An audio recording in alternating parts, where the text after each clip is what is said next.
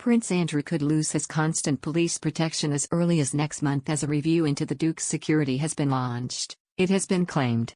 Comments unavailable. The Duke of York, 61, stepped back from royal duties in 2019 following a disastrous BBC Newsnight interview where he addressed allegations being brought against him by Virginia Giuffre, previously Virginia Roberts. In an ongoing civil suit brought against the royal in New York, Ms. Giuffre claims Andrew sexually abused her on 3 separate occasions in 2001. The Duke strenuously denies the allegations. Despite not being a working royal for 3 years now, Andrew has so far been allowed to keep his taxpayer-funded police bodyguards.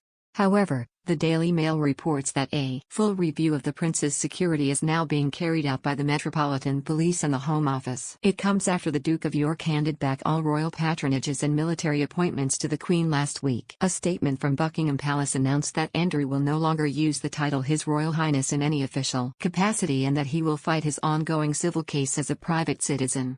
The tabloid reports that Andrew's security costs taxpayers an estimated £2.3 million a year. Public debate around the topic of royal police security is booming currently because Andrew's nephew, Prince Harry, was stripped of his police protection when he quit as a working royal in 2020 and moved to California with his wife, Meghan.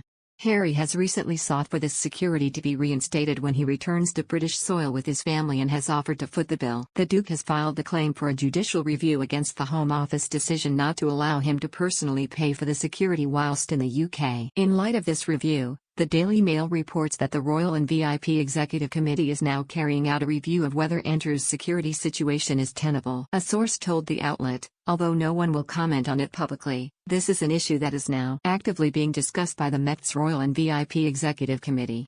The situation, as regards Harry, is awkward and may prompt a decision sooner rather than later. If Harry, who is no longer a working royal, does not get security in the UK, then why should Andrew? The Queen's second son currently sits at 9th in line to the throne, and he resides at Royal Lodge on the Queen's Windsor estate. The Duke will always benefit from the round-the-clock protection that comes with living in proximity to a royal residence. However, according to reports, it is the security that accompanies him away from the estate that will be under discussion. Other members of Andrew's family, including his 2 daughters Princess Beatrice and Princess Eugenie, and his ex-wife Sarah, Duchess of York, have not officially had any taxpayer-funded security in recent years.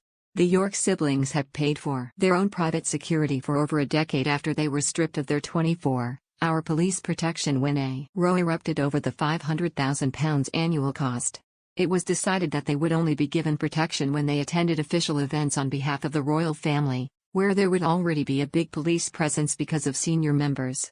While Andrew's ex-wife Sarah has not officially had any taxpayer-funded security since they divorced in 1996.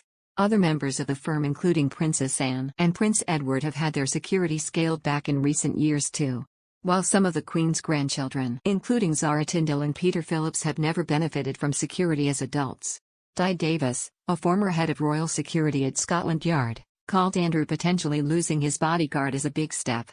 When asked about the possibility, he said, "It is a big step, although the likely risk is small, and there would be strong arguments to be made that he does not require PPO, personal protection officer, status if he is no longer a working royal."